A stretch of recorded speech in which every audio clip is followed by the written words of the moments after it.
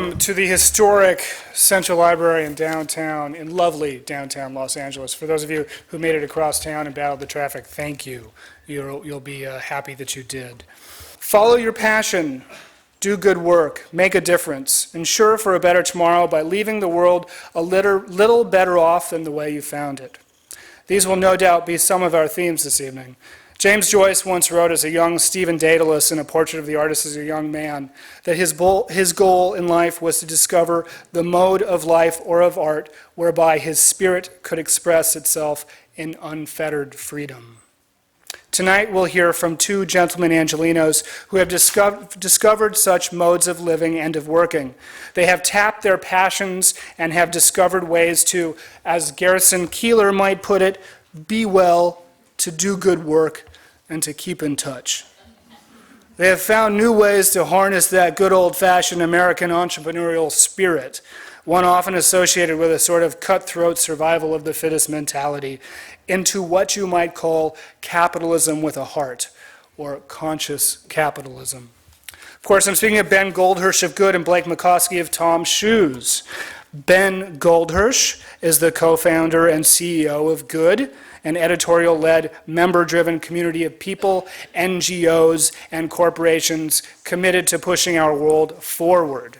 Active in both regional and international philanthropic endeavors, Goldhirsh is the chair of the Goldhirsh Foundation, which supports dynamic social programs, environmental initiatives, and innovative medical research. Ben serves on the board of Millennium Promise, an organization guided by the UN's Millennium Development Goals to end global poverty, as well as the Los Angeles Board of National Foundation for Teaching Entrepreneurship and the Board of City Year Los Angeles. Blake Mycoskie is the founder and chief shoe giver of TOMS. You may be wearing some of his out there, footwear. In 2006, American traveler Blake Mycoskie befriended children in a village in Argentina and found they had no shoes to protect their feet. Wanting to help, he created TOMS, a company that would match every pair of shoes purchased with a pair of new shoes given to a child in need, 1 for 1. As of September 2010, TOMS has given over 1 million pairs of shoes, that would be 2 million individual shoes, to children in need around the world. With new shoes to protect against injury and disease, more children are staying healthy and in school, giving them the foundation to a brighter future. After an amazing 5 years of giving shoes, Blake was ready to address another need, vision. This past June, TOMS revealed its next chapter in the 1 for 1 movement, TOMS Eyewear, which provides eye treatment, prescription glasses, or eye surgery with every pair purchased, 1 for 1. Former President Bill Clinton has introduced Blake as one of the most interesting entrepreneurs he has ever met, and Bill Gates featured Blake and TOMS Shoes in his Time magazine article entitled How to Fix Capitalism. Moderating our conversation this evening is none other than the voice of American public media's marketplace, Kai Ryssdal. Kai has been a reporter and substitute host for the California Report and is the recipient of awards from the Radio and Television News Directors Association and the National Public Radio News Directors Association. Before public radio, Kai served in the United States Navy, was a Pentagon staff officer, and member of the U.S. Foreign Service. Ladies and gentlemen, without further ado, please do welcome Ben Goldhirsh, Blake Mycoskie, and Kai Ryssdal to our Los Angeles Public Library. Out there, buddy. What was it say? You coming? All right, you guys pick it. All right, so first of all, if you're wearing a pair of the greatest shoes ever, raise your hand. Come on. Oh, I would expected more than that, but that's all right. Don't worry about it. You can stay. We were talking backstage, and we decided there was nothing more excruciating than hearing your own bio read at the beginning of an event. So when they contacted me, 3-4 months ago about doing an event with Blake and Ben on conscious capitalism, I said, sure, yeah, fine, sounds like fun, interesting topic, and I'm sure these guys are okay. I had just recently, gotten myself a pair of TOMS. And so I'm wearing my TOMS around the house, and the book shows up, because they send you the publisher's copy of the book. I don't get the nice copy. And I was like, wait, Blake, shoes, this is the guy. So this is the guy. This is the guy with the shoes. Wow. Yeah, absolutely. And if you know anything about what is cool and good and creativity that matters, you know who Ben Goldhirsh is. We will talk this evening for plus or minus 45 minutes.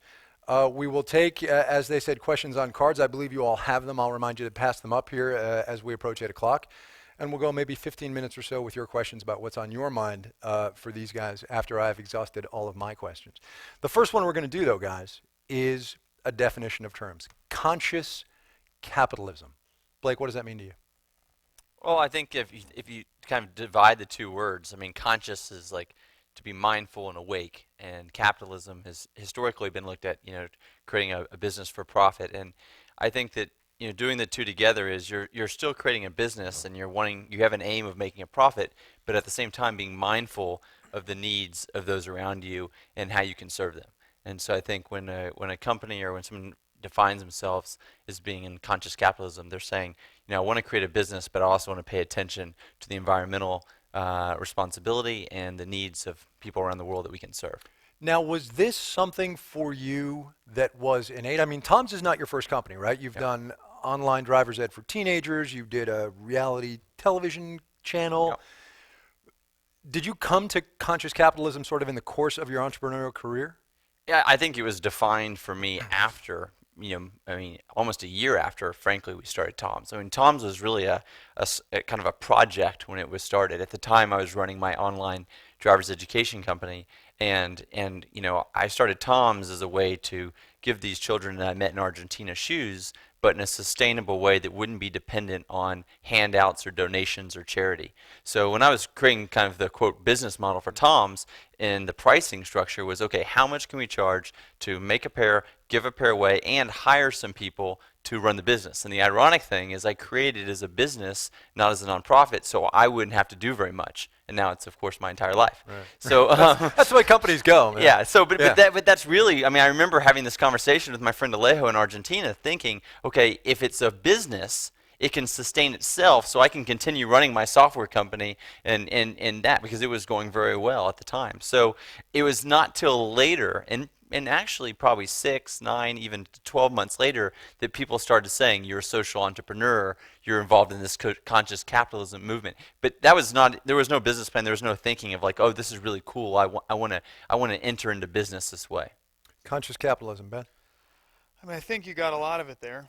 I think if you're trying to add value and you're responding to real needs and you're doing it in a thoughtful way that's thoughtful of your employees, that's thoughtful of the whole cycle of your product, then I think you fit within that category. It's tough to demarcate like where straight up capitalism ends and conscious capitalism begins. You look at something like eBay, which has done so much for flattening the marketplace. And Right. Does that fit within that, or is that just a straight up killer business? So, I've never really used that term.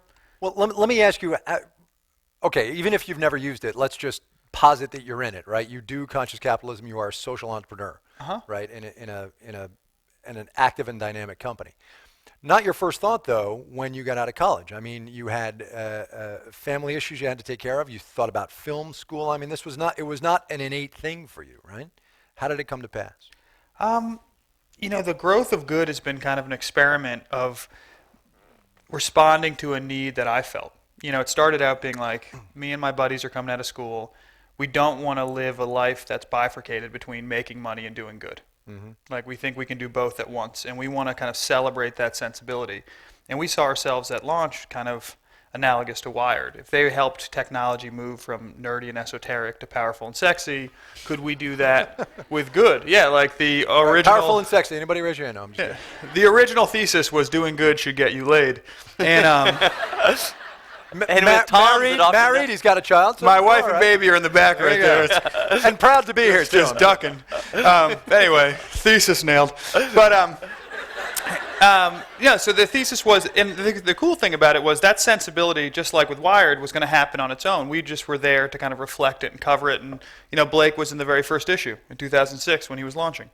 We should probably say you guys know each other socially. Yes. We do. I mean, you hang We around. started as conference friends, and then we became real friends. I'm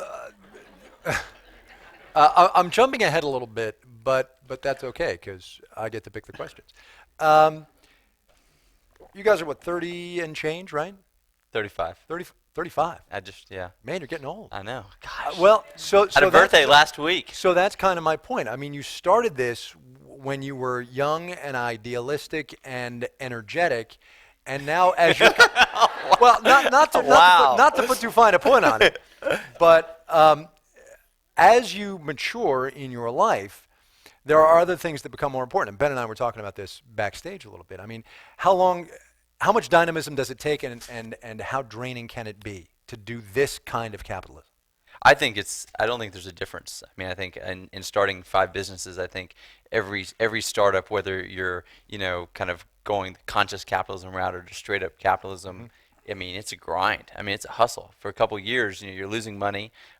You're struggling to make payroll. You're trying to kind of sift through what your whole business ideology is, and it's a grind no matter what you're doing. At least in all the businesses I've had, I've never had one that just immediately started working. So Ben, grind? Yeah, it's a grind, and I think I don't know when good won't be a grind, because it's a constantly iterating experiment. So we're constantly entering new areas in the same way you're constantly entering new areas. So if you're purpose-driven, I don't think you ever just settle at a model.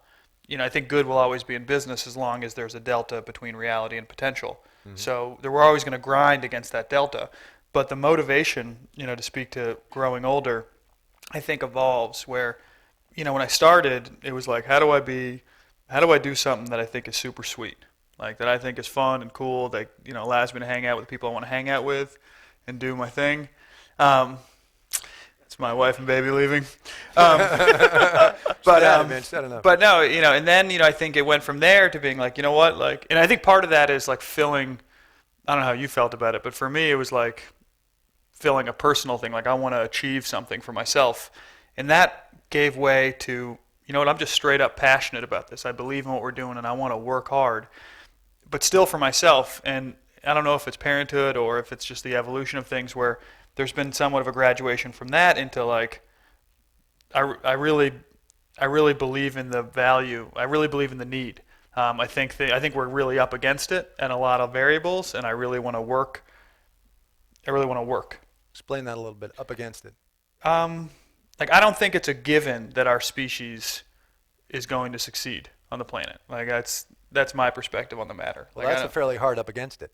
Yeah, it's a real up against it. And I look at things. I don't think our generations are in any sort of threat or anything like that. And I don't want to be hyperbolic, but I do feel like we are the sweetest thing. Like in the corner of the universe that we exist. Like we are the sweetest thing. It's so cool what we are. And it's so cool like how humanity's evolved and what we've accomplished over the last, 5,000 years of civilizations and more. Yeah. And I just don't want to, I want to get there. Like I think we're awesome, and I feel like it's a shame that we can't implement solutions that we know exist, and we can't contextualize problems to execute solutions to the new things that we don't know yet. Got it. Excellent point, and give him the round of applause that he deserves. That's a fact. It's a damn shame my wife left before that one. Because you're a caring and sensitive kind of guy. I want her to know that. And we'll actually get to that point about implementing solutions that we know we have and the problems with that in a second. But I want to back up for a second and talk about this species being up against it and turn it to the issue of community, which is something that both you guys are doing in your company. And Blake, I'll use my own personal experience. An hour and a half ago, I was sitting out on the corner cafe over there having a sandwich before we came in, wearing my TOMS proudly. And at the next table were these 4 women. And for some reason, I looked down at their feet. 1, 2, 3, 4 pair of TOMS. Right. It was crazy, right? And I was like, this is very cool. This is interesting. They're coming to see Blake. How do you create that sense of community that has been so key in your enterprise? I think the thing that we've done since the beginning is recognize that with the technology and everything that exists today, we're not really in control of our brand anymore. I think a lot of companies for a long time would try to control the message and only give them these approved things that the community can use. And we realized early on, I mean, they can say whatever they want on Facebook. They can do videos of them opening the shoes saying this packaging is great or this packaging sucks or whatever they want to do. But we're not in control of it. And I think that, kind of with the fact that we were extremely bootstrapped for the first couple of years. We didn't have any investors. I was funding it, and so our only real kind of form of marketing was in building a community. So it was by necessity that we were spending hours and hours on Facebook and really building relationships with the people who cared about and wore our shoes. And so everything we do is, I would say, first and foremost is to help foster and hand over some of the control of the community to the people that wear our shoes and eyewear. Interesting comment, you're not in control of your brand, because there are brand managers now at Frito-Lay and Clorox and General Motors who are rolling over in their graves going, oh my God, he's not in control of his brand. Yeah. I mean, how do you run a company? People here in my own office are probably saying the same thing. But you're cool with that. I mean, whether I'm cool with it or not doesn't matter. That's the reality of starting a business, and especially one where you're connecting with people's passions and emotions and their kind of their values. So I mean, I think that it's not just an exchange of money for shoes. It's really a promise that we're making to them when they buy this pair of shoes, that we're going to deliver a pair on their behalf. And when you make that promise to them, something more deeper and more meaningful happens, and that's where the beginning of the community starts to form. And I think that that's also, it's a scary thing, but it's also, I think, the thing that has allowed us to grow the way we have from without using traditional advertising and things like that. So he's got shoes and now eyeglasses. You have this idea of good. How do you build that community and the brand in a way that's meaningful? Yeah. That's the hustle we're on right now. I mean, firstly, I just want to say I'm so impressed with what you've pulled off, Blake. And it's obviously not over, but I think it's the sweetest thing, because I think you imbued into your product like a sensibility that people could get on. And like, it's so sweet seeing like philanthropists walking around. Like everyone who's wearing a pair of shoes, like philanthropists walking around. And it's like, my nanny's daughter's like, man, I want a pair of TOMS. And you're like, that is so sweet. But anyway, I'm really blown away by it. And I think, good is trying to make that transition from a producer-consumer dynamic where we produce media and our community consumes it. But right now, we have about 5 million people coming to the site a month, which is scale. Say that again. That's really nice. But it's 5 million readers, not members. But we have 10,000 people a month clicking join, and there's no real reason to join. It's like, what are you joining, a media company? And so, but I think it's a social experiment that indicates that people want to be a part of a community, something more than an audience. So we just bought a company called Jumo, which was kind of a social network started by one of the founders of Facebook, and he's joining Good as a senior advisor. And the goal is really moving Good from media-centric into member-centric and really more of a special interest group for reasonable people. Think of AARP, the AARP for people who give a damn around the world. So we can organize locally, statewide, nationally, internationally to implement solutions. And that will be that's what you'll see from Good over the next 18 months. And I think it'll dictate whether this thing is something sweet or whether this thing is just something interesting. Well, so let's go back to what you and I were talking about in the green room then. We were talking about the success of Good and where you guys go from here, and you said in these words, man, I just hope I don't fuck this up. How could you fuck it up? I mean, what missteps do you foresee and have you thought about? I think walking the content line between entertainment and relevance is super hard. And consistently, we're putting out 30 pieces a day. Sticking that consistently is tough. Getting that voice wrong can damage the DNA. And the DNA is the beacon which people rally around. And so that's one thing we could screw it up. The other thing is not quickly releasing tools that people can employ to move their communities forward. And so we really want to be a place where people can kind of engage with different opportunities. And lastly, too much control. Like, I think to the point of what Blake's saying is like, how do we just release this and decentralize Good? We had people in Austin just throw their own Good event recently, and we were a little nervous about it, and it was a jam. And it was like, all right, cool. Like, how do we just let this thing ride and get out of the way and see what happens with it? And I think the Tea Party is the best example of that anyone's seen recently. So a lot of lessons learned. Explain that a little bit. Tea Party's best idea then. You know, that's a values-based community, extremely decentralized with very specific impact objectives. That's managing to be simultaneously so disorganized and yet so organized. And I don't mean disorganized in an insulting way. I just mean that it's not top-down organized. You know, people can grab onto it. People can inject it into their organization and inject their organization into it. And from that sense, I'm very impressed with what they're accomplishing. And look at the impact. The real impact, yeah. You know. And I think that's the opportunity that you have. I mean, because everyone has something that they're particularly passionate about. You know, whatever cause it is, whatever their way. And so if they can unite the way that, you know, all these different affiliates are uniting in the Tea Party under one banner, you know, under the good banner, I think that's where you can build that community, and I think that's where you're going to have the most long-term impact. This idea he has of not screwing it up, what keeps you up at night? I mean, TOMS is doing well, but what are your fears? Well, I think one of the questions we get constantly in any company that's in the fashion space is, aren't you afraid that your shoe's just a trend, just a fad? Mm-hmm. And you look at so many companies that have, especially in the shoe space, that go like this and then go like this. And so, I mean, one of the big things just from a purely design standpoint is in creating new shoes 4 times a year, and that's a lot of pressure. And and also now going from just the canvas slip-on to shoes that can be worn in Chicago in the winter. At the same time keeping our pricing structure affordable and all these other things. So you're not going to do the Crocs thing and go with flip-flops and all that. I mean, stay true to yourself, man. Yeah, well, I appreciate the advice. I'm just saying. I'm just saying. No, so what we've done is we've kind of said, okay, what are the core characteristics of our design? The kind of cross-stitch toe with the tuck in the front, the elastic V, the flag in the back, and how can we kind of take that casual and kind of original aesthetic and apply it to just a few styles? So if we have like a lace-up version, for instance, and a high-top version. So yeah, so definitely there's a lot of lessons learned from Crocs and other companies that have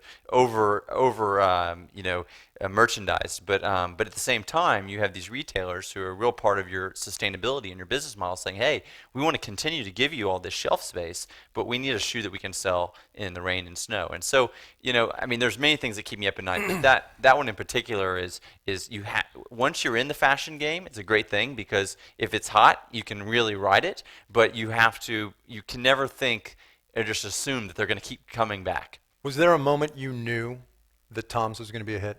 It was actually a pretty funny moment. It's relevant to this audience specifically because the first big press hit was the LA Times. And a woman named Booth Moore, fashion writer here in town, amazing woman, wrote the story. And this was when I had, I think a couple interns. I mean, in my apartment, I'm still running the driver's education company, and she told me she was going to get this in her column. And on Saturday morning, I woke up to being on the front cover of the calendar section, and because of that article, we sold 2,200 pairs of shoes on our website before 2 in the afternoon, but we only had 140 pairs in our apartment. So this was like my first supply chain problem, many to come, right? And I always tell the part of the story that's pretty funny is that I thought it would be really cool to get an email every time we got an order on the website. Yeah.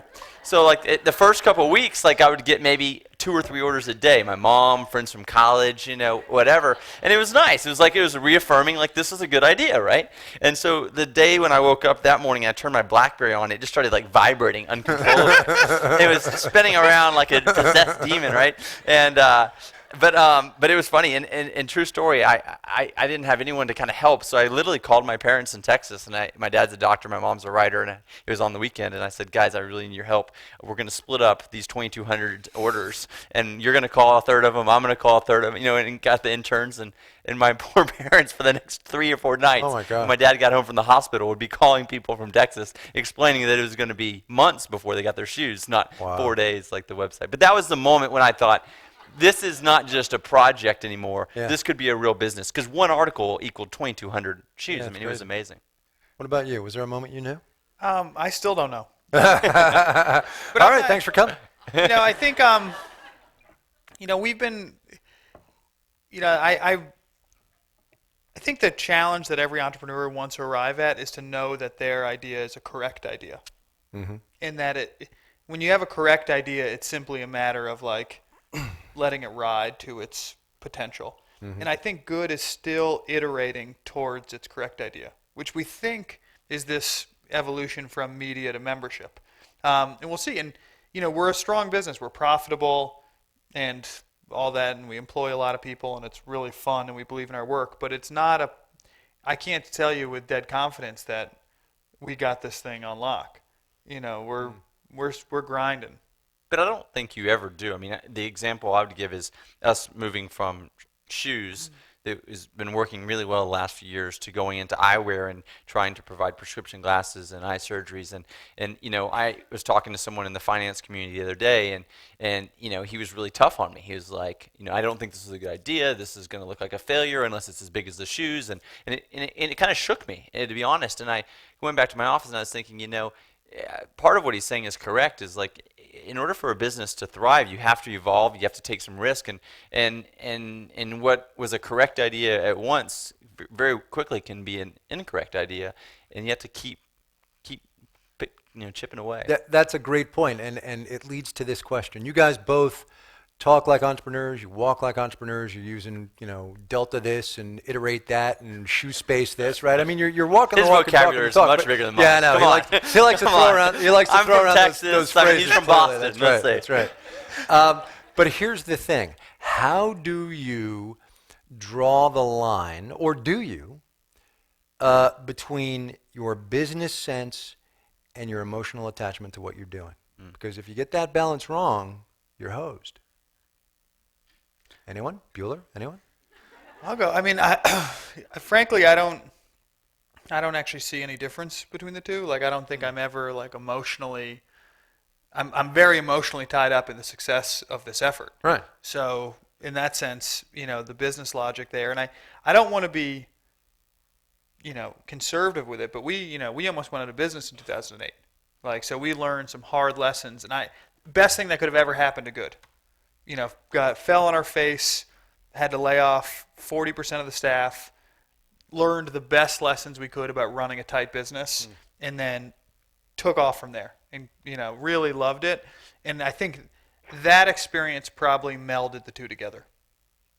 Thoughts? I don't think there's a difference for me. I mean, I do what I love every day, and I'm extremely emotionally connected to it. And I think that serves me very well at sometimes, and it probably hurts the business at sometimes. And so I think the key is to surround myself with people who, while still have kind of subscribe to the same value base, but have maybe a step removed from the emotional aspect, so they can help me make really good decisions. And that's what I've done, and I think that's been really critical to the evolution of TOMS. But from the beginning, this was kind of a spontaneous response to do something in Argentina, and I don't think that's changed at all for me, which is a little bit of a liability, I bet.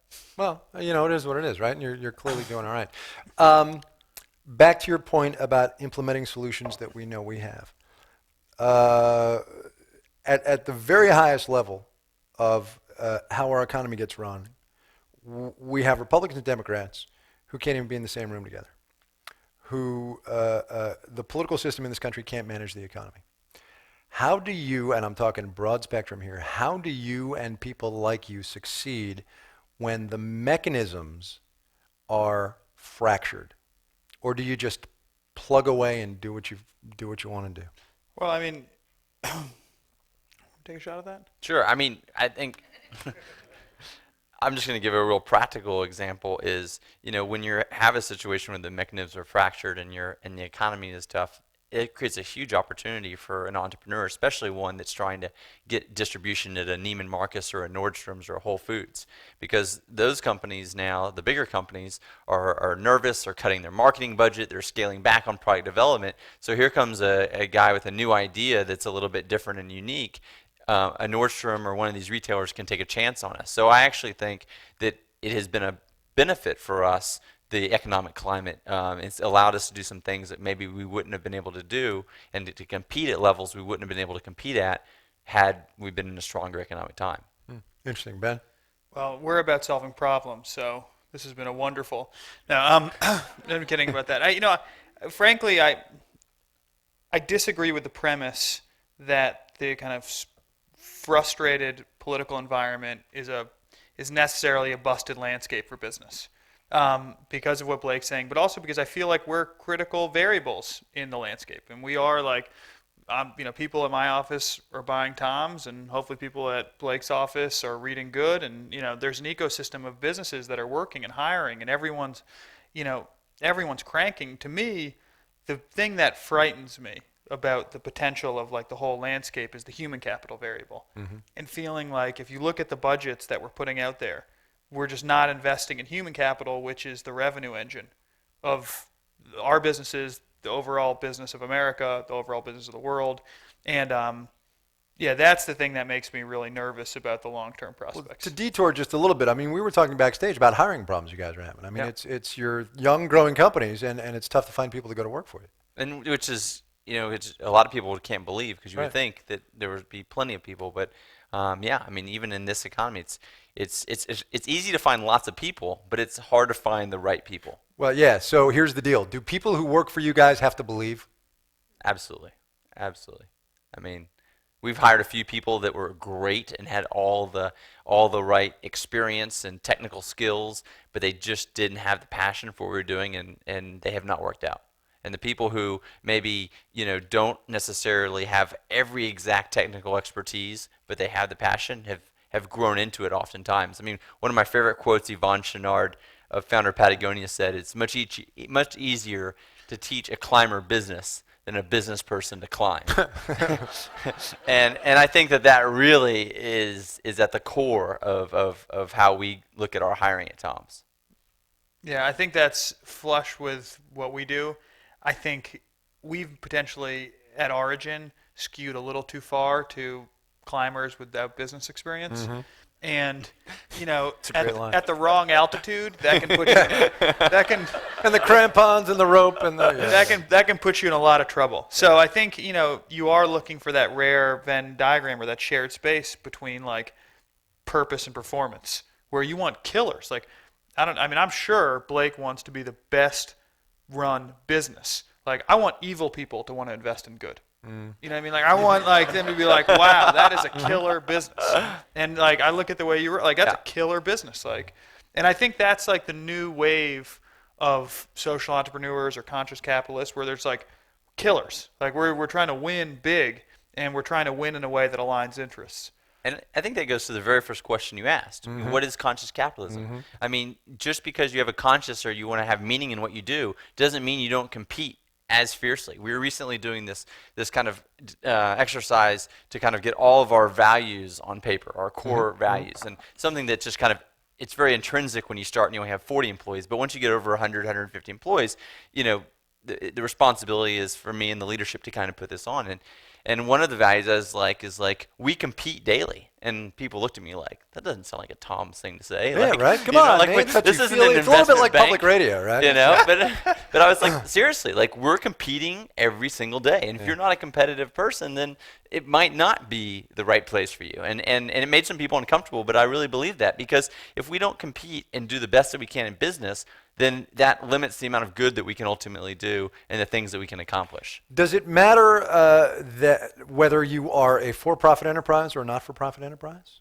If you want to do social good, I mean, I don't think so. I mean, I think there's opportunity for both. I mean, a perfect example is one of my favorite entrepreneurs who I write about in the book is a guy named Scott Harrison, who actually Charity Water, his organization, is celebrating their 5th birthday today, and they're a nonprofit, but he runs that place with the competitiveness and the attention to design and detail that the best for-profit companies I've ever seen. So I think it's for-profit and nonprofit, depending on where you are and what you're trying to do. There's different reasons for both, but I don't think it's one or the other.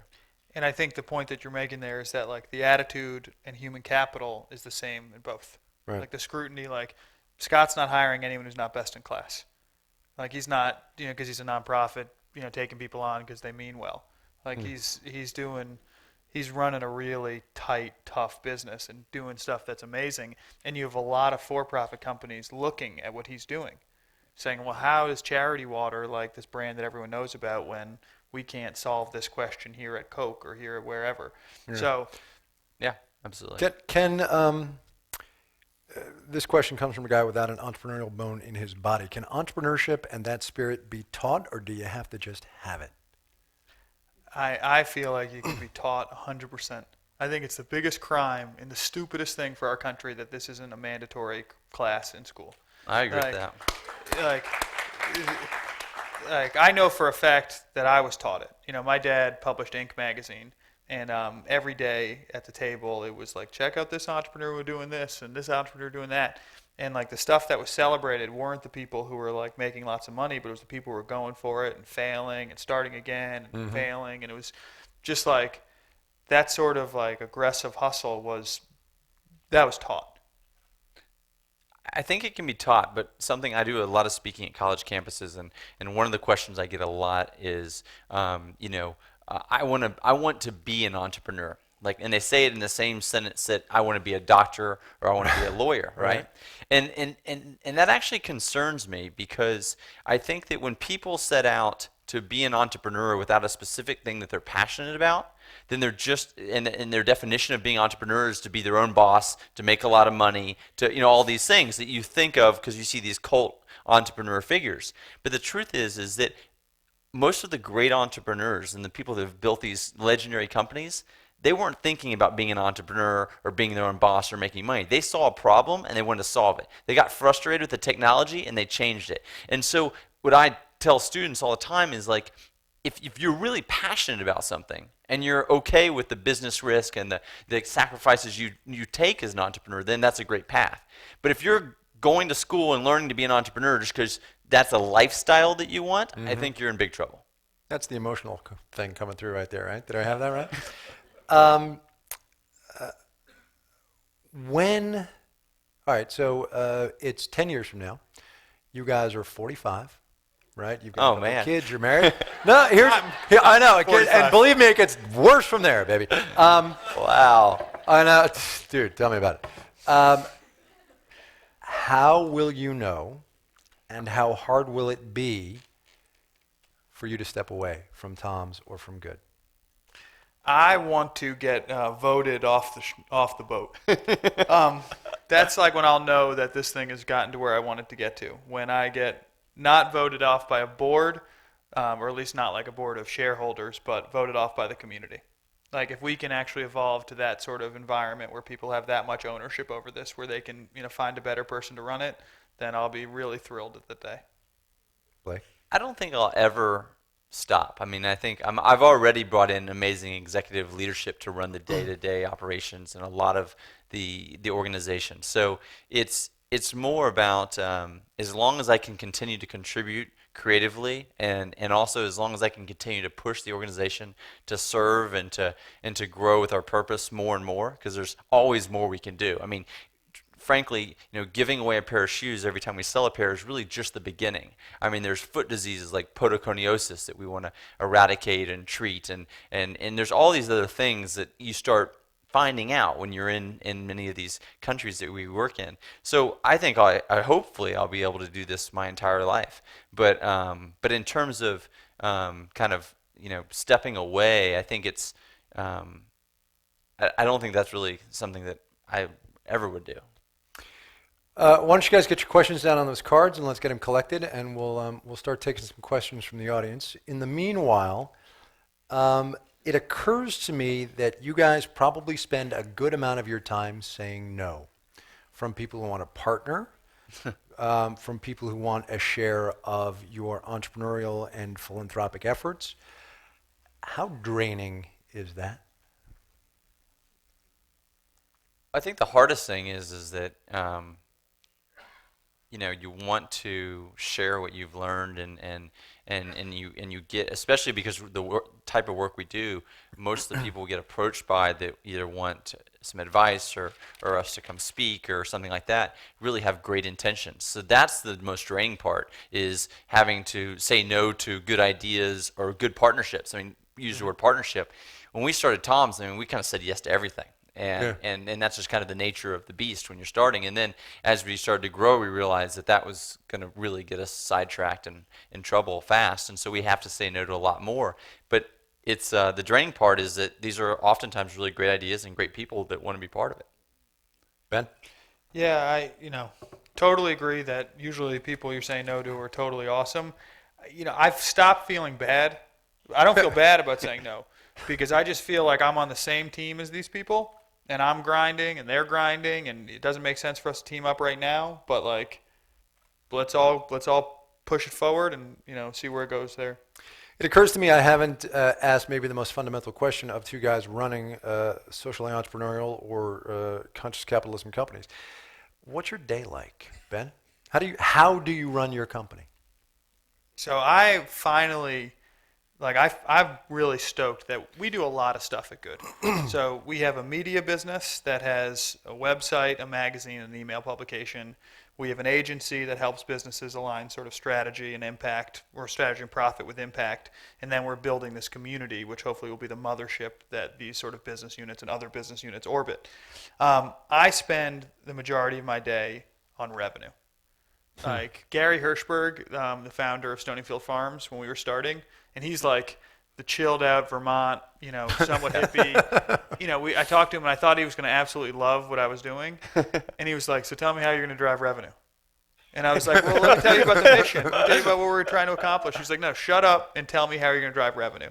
So I'm getting on a red eye tonight after this. Like I'm going to meet with General Electric. Like I'm driving revenue. And I'm going to help them do something awesome that's going to do good for the world. And I'm stoked about that. But at the end of the day, my job is to get fuel for the business so that all the people who run the different business units can do amazing things and kind of do stuff there.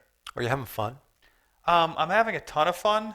I am. That didn't sound very convincing. Yeah, you gotta sell that one, baby. Yeah, I'm having some fun. Thank you. I'm not having as much fun as Blake. I don't think. It's interesting because I have a wife and child now, and it's interesting trying to balance the stuff. I just got back from vacation. Yesterday was my first day back after the longest vacation I've had in 6 years. And it was weird. It was weird to be spending time just not working. And I'd shut my email off and just hanging out. And it was attractive. So yeah, man. But now I'm back in it. I'm having a ton of fun. Getting on my red eye tonight. I got Ambien in my pocket. Well, all that fun stuff that's over with. Blake, yeah. How do you do what you do? How do you run your company? I mean, did you see the AT&T commercial a few years ago? That's kind of a joke. No. We'll pay him back. Wow. No, the truth is that I travel so much that I'm doing something different every day. So my day is, one day I might be, 1 week I'm in Honduras visiting a giving partner. The next week I am back in LA meeting with some designers. And then the next week I'm maybe doing some speeches. So it's always different. It's always fun. But the joke about the AT&T commercial was I did a commercial for AT&T because I literally spend over 200 days a year on the road. And the only way I can truly run my business is to have the technology that allows me to do these emails and approve designs and all this stuff. And so, for me, I try to kind of I think where I add the most value to the organization now is focusing on our biggest opportunities. I have a lot of people that focus on all the problems that are going on every day, but kind of to what Ben said, our biggest opportunities maybe aren't necessarily me going and doing a sales presentation. Right. But, what are the biggest opportunities that Tom can have the most impact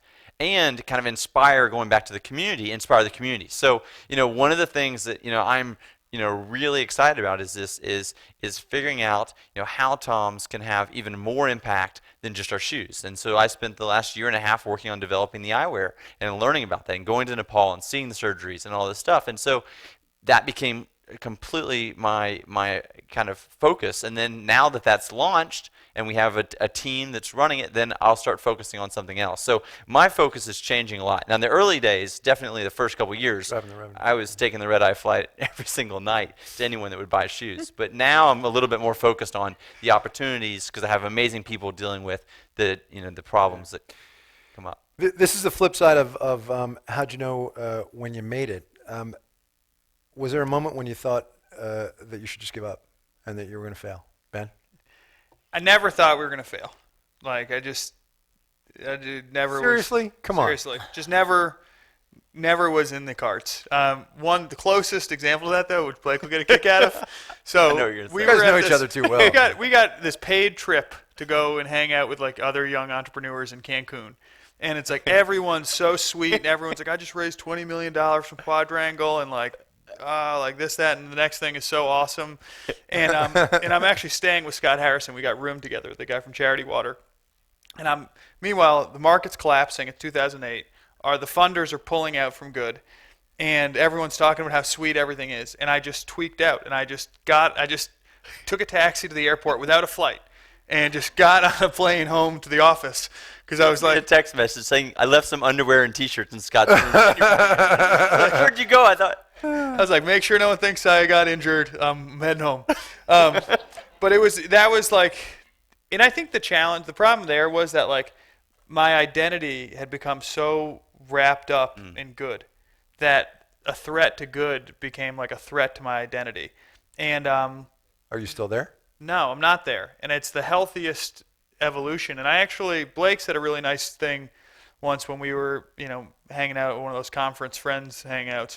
And he was like, I don't want to be known as just the Toms person. Like I'm Blake. Like I'm someone independent of this. And I digested that in a significant way. And, Good is something I'm really passionate about and I work on really hard. And there's a lot of other really great people who bust ass there too.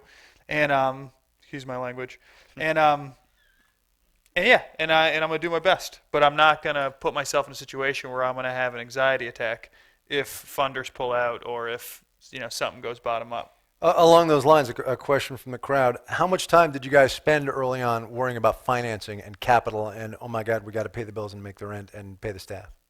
I mean, we worried about that, pretty much every day for the first 3 years. But one of the things that I'm really thankful for is we started very small and we grew with whatever I personally could fund. So we didn't bring on investors. And so even though we were growing, there were some restraints there that were actually good for the business because it allowed us to learn production, learn supply chain, learn some of these things a little bit better than had someone thrown a bunch of money at us. But it took us about 3 years to get to where we were turning a profit. And up until that moment, and even after that moment, you still worry about it. But there were a lot of times. I mean, I joke because there's this guy who works with us, and he was probably employee number 15 or so, and he was like our controller, and he was just like right out of college, like had an accounting degree, and that's why he became the controller. And he's a nice guy. He doesn't like being an ass, but when people are calling, yelling at you, asking for money every day, like you got to step up and kind of, right. And I remember just his phone wasn't too far from mine, just listening, going, oh, I'm sorry, we'll really try to get you that. And I'm like, Justin, you've got to really step this up. Step up, man. Like that's not going to cut it. And so, and we had some scary moments, but we had some friends and family that kind of helped us out in times, and we got through it. But I think everyone goes through that. I mean, that's just part of it. Did you go through it other than this? I had like a really interesting context. My parents passed, and I inherited some money, and I put that. So I started with money. Without the business model, and so it was like, all right, we're just gonna figure this out. Like this is right. This is a correct idea. Like people will get behind this, and it'll just work. And it wasn't until it actually came close to not working that we really kicked it into gear. And it took about 3 years to get to profitability, but it wasn't until we faced the idea of that, hey, this thing might not work. Well, we talked about this backstage. It's just to add some context. I mean, there's a quote from you in a piece in the LA Times or LA Weekly. This is not my money to lose. I mean, so there was that stress and pressure of you having been gifted with that money in essence. Yeah, I certainly didn't look at it like, I really didn't like the idea of consuming experiences. Yeah. Where people have money and, frame this as a business, but really they're just consuming experiences. As I've grown, I actually probably retract that perspective where it's like, you know what, do your thing. If that's what if you're going to consume experiences, awesome. My big thing was sustainability and growth. Like I have real objectives and real belief in the potential of good. And that's not going to happen with the money I've got. That's not going to happen with the money of my friends or money like we need to be a killer business. We're investing, we're investing millions and millions of dollars every year, pushing this thing forward. And so it's got to be a great business to drive millions of dollars of revenue to fund that and the profit to kind of keep investing. So I'm really proud that the company faced potential failure, digested it, learned from it, and then took off. And there's some people who worked there who really were part of a real lesson by fire. What's the best thing about your job? The best thing? Yeah. I think that I just wake up every day and I love what I do. I know that sounds like such a cliche, but I mean, I never ever feel like I'm working. I wake up and I'm like, what cool thing do I get to get involved in today? And a lot of people would say, do you love the giving more or do you love the design more? And the truth is I love them both the same. I mean, if I went and all I did for a year was go on shoe drops and visit eye clinics, I would get burnt out and bored. I really would. I mean, that's just not in me to do that. Some people do that all day, every day, forever, but that's not the way I think. But at the same time, if I was just designing shoes for women's fashion for a year with no purpose behind it, I would get burned out on that. So the best thing is that I get to choose, it's not chosen for me, which of those two areas I'm playing in every single day. Driving revenue's got to be a quick burnout thing, right? I mean, what's the best thing? The best thing is problem solving. And I imagine that the same in your like it's super fun to get to solve problems. Like I think we're all super stoked about solving problems, and we get lots of them. And I think like figuring out the future and figuring out how we're going to achieve our potential and like navigating. There's no one who's doing what we're trying to do. Like I mentioned the ARP, but there's very specific differences in what we're trying to accomplish. So it's we're navigating new territory, and that is super fun. And doing it with smart people that you really respect is super fun. I agree. I mean, that's the thing is that we have such an amazing group of people here in Los Angeles and in London now and some other places that are, to your point, they're passionate, they're believers, but they're also extremely smart. And when you put those two ingredients together, it's really awesome. A couple of people have asked this question: where are TOMS shoes made? Yeah. And are they sustainably manufactured? So we make shoes in three places. Primarily, all the shoes that you purchase yourselves right now are made in China. Originally, they were made in Argentina, and now we also are experimenting some production in Ethiopia. And I would say, you didn't ask the question, but one of the greatest challenges for me was when we went from making them in basically this garage in Argentina to saying, okay, we're a real business, and if we're going to grow real business and help a lot of people, we got to go where shoes are made, and over 90% of the shoes in the world are made in China. Now that doesn't mean you can't align yourself with factories that have the same values that you do, and so we spend a lot of time screening the factories and then doing regular audits to make sure that they are subscribing to our values. But the long-term goal, and I'm talking 10, 20, 30 years out now, is to try to create even more opportunities for kind of sustainable production in developing countries, because I'm an entrepreneur at heart. I love the entrepreneurial spirit, and if I can create and help fund more entrepreneurs out there, that would be the best thing.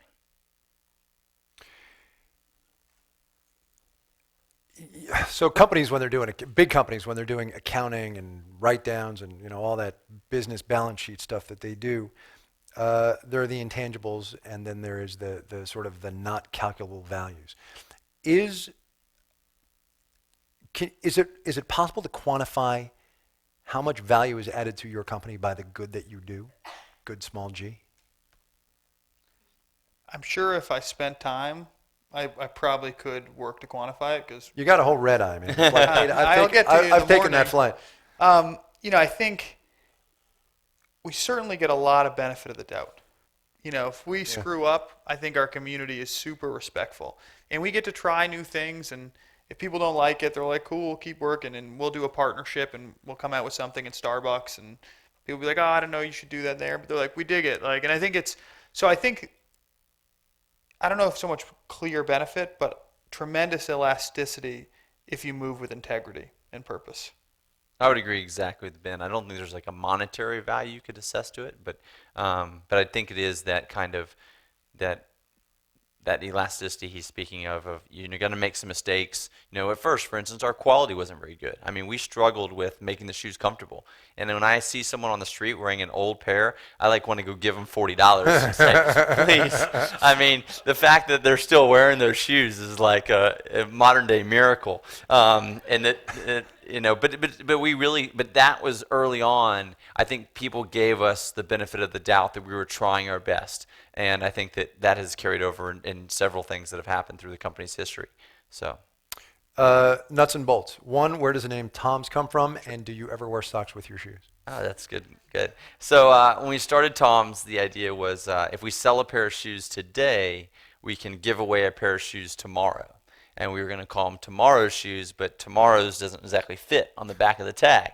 So shortened it to TOMS, and people have referred to me as Tom ever since, which is fine. Yeah, you're all right with that, right? Buy the shoes, call me whatever you want. Yeah, exactly. And the second part of the question was socks. Socks, yeah. It's funny. There's actually a video on There's a video on YouTube where I finally came clean about 2 years ago and said it's okay to wear TOMS with socks, because at the beginning, no one in Argentina wore these shoes with socks, and I was like, we're not wearing these with socks. I don't care if it's cold in Chicago. Wear them without socks. I don't. And I was really cold. I was actually at the TED conference. It was cold one day, and I got up that morning and I had some socks and I put my TOMS on. I said, you know what? It's gonna be more comfortable. So I literally filmed a video right there and said, okay, today I'm wearing my TOMS with socks, and I think it's perfectly fine if anyone else wants to. And that video got a lot of plays. I did an interview once with Howard Schultz, the guy who grew Starbucks, and for a long time at the beginning of that company, he would not let them serve it with skim milk. Yes, I read that in his book. He was like, I'm not doing that. Coffee is full milk only. Right? What do you do when you get stuck? How do you kickstart yourself? Oh, I mean, it's so it is such a good question, because there are times when you're stuck and you're this isn't fun when you're stuck, and I feel like what I do is I sit down with the other founders of Good or people at Good that I really dig, and I just start chewing into the problem. And I say, all right, here's the challenge. This is what we're dealing with. How are we going to solve it? And I think, what I've seen is that when you're stuck, you're really in the woods, and it's easy to get real concerned that that's potentially a permanent reality. Mm-hmm. And as you get more experience in getting unstuck, you're like, hey, you know what? We're going to solve this. You go into that conversation and be like, we're definitely going to solve this. So here's where we're at. That's interesting. You dig into the problem. What do you do? I actually do the opposite. Yeah. I got to get out, man, right? I go for a run. Yeah. I go fly fishing. I take a couple days and get out in nature. I mean, so for me, usually when I'm stuck is when I'm going back to the emotional thing. I'm too emotionally attached to a problem or to a situation to make a good decision. So for me, if I get away from it and just try not to think about it for a few days, then kind of the right course of action or decision kind of, trickles up, I think. Yeah. You talk about this a little bit in your book.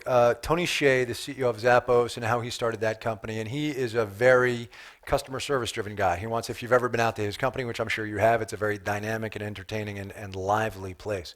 Are you guys on a continuum someplace? How do you where are you in context of them with the mission and the philosophy that you guys have? I think that, Tony's done probably the best job in e-commerce as far as I've seen in terms of really focusing on culture and just 100% serving the customer. Yeah. At the end of the day, going back to the community, and it sounds like a cliche we've heard a lot, but one happy customer might tell 2 people, right. One unhappy person tells 20 people. And so we have this happiness guarantee on our website, and some of the staff really fought me on it, saying, oh, it's going to cost this much money, or this is going to be, how do we know if we're really making them happy, and all these things. And we can't make everyone happy as hard as we try, but at least that's the starting point that we begin our day with. And I think that's what I learned from Tony, and that's what I wrote about in the book, is that how critical that is to building that community. Yeah. How long will it be? I'm stuck on this idea of you not being satisfied that you got this thing nailed yet. When are you going to know? I mean, there's a little Sisyphean thing here, right? You're pushing the rock up the hill with your nose. I'll tell you this. This is the first time the rock is on flat ground. And that's a plus, right? Because it was always... Yeah, okay, it was all right. always, where if you took time, you'd feel like the rock would slide backwards if you took time off. Yeah. The rock's on flat ground. And I think, I like to think that we can get to the place where the rock will be on the downhill. And it'll just be rolling and we'll be watching. And maybe that's unrealistic. But I think I'll know when people are doing good independent of us, through good, that we aren't facilitating it. So that event in Austin, seeing stuff like that come to life in far more consistently and across geographic regions and globally, I think that'll be a real mark for me that I'll celebrate. So this is the last question, and it's a little bit chewy. How do you make sure, as your companies mature, that you keep doing good with integrity, with the right purpose, and with the right heart? How do you do that? Well, I think one of the things that's an advantage that both of us have that other, quote, social entrepreneurs might not is that we don't have, financial institutions or boards or investors telling us, oh, if we only did this, we could save this much money. So it really, and at the same time, then that's a lot of responsibility for Ben and I, because it's solely right. Whether the company continues its purpose and its mission and does good is, what we ultimately decided with the people we work closely with. I think the thing that I've been struggling with lately is getting complacent doing enough.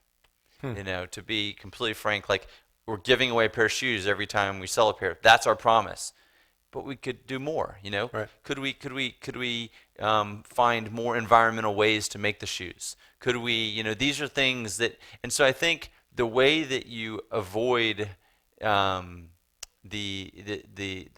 question you asked about being purposeful or good enough is to constantly pushing yourself to do it even better and to really engage in your mission that you started with even more so, even if you're doing enough by the world standards. And so that's something for me, and going back to getting away into nature and stuff, I find that when I sit with myself quietly and there's no bullshit, no one ever saying, oh, you're doing a great thing, and just say, am I really doing this the best way I can? That's when I push myself and I come back and we say, okay, we're going to do this now. We're going to fight this disease, or we're going to take the one-for-one model to this product. And so I think that's the key thing for the future of TOMS and for really kind of fulfilling our long-term mission is to continue challenging ourselves and not getting complacent with, quote, good enough.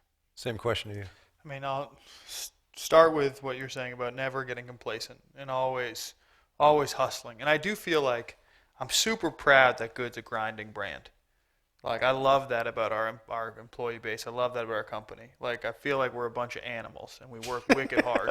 I'm serious. Like, if you come to that office, it's like we're grinding. Like, we'll eat Tony Say's face. Like, really, it's like, I'm just kidding. I really respect him. But and I don't know. For me, I think when I started, my title was founder. Good. And I changed my title to co-founder to be on par with two buddies who I've known my whole life who really got this going with me.